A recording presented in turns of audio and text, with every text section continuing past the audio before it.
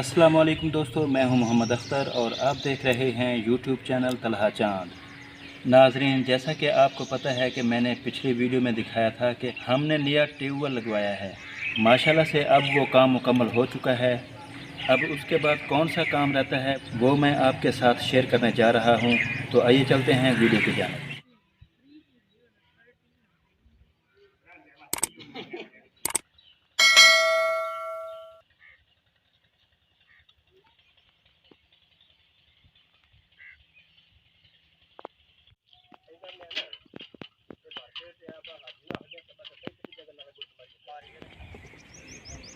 बस ना फ्रीज में हाँ एक बार 3 मिनट ला छोड़ेंगे।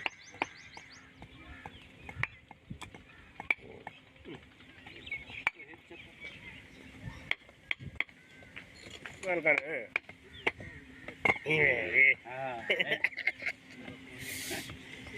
पता लग गया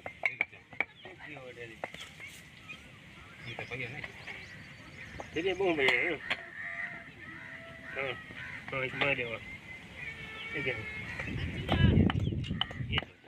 तगारी चाह खाने पर जल्दी भर के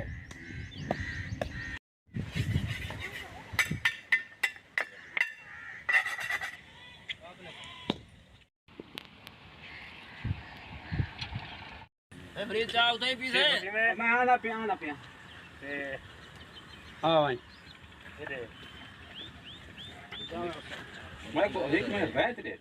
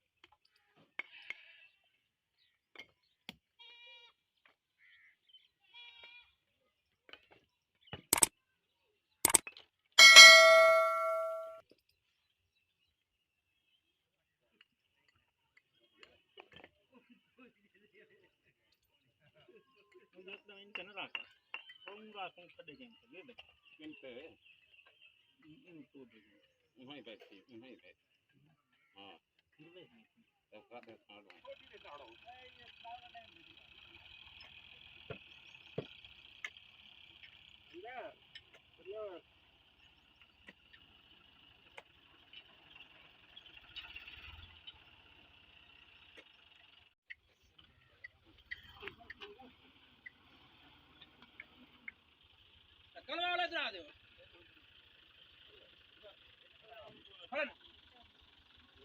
नहीं होता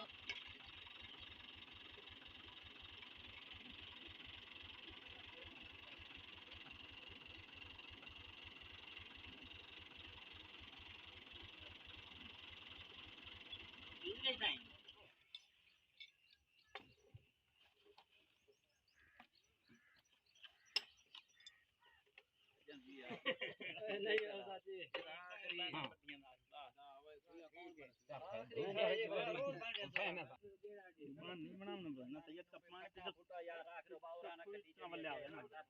नहीं जाना चाहता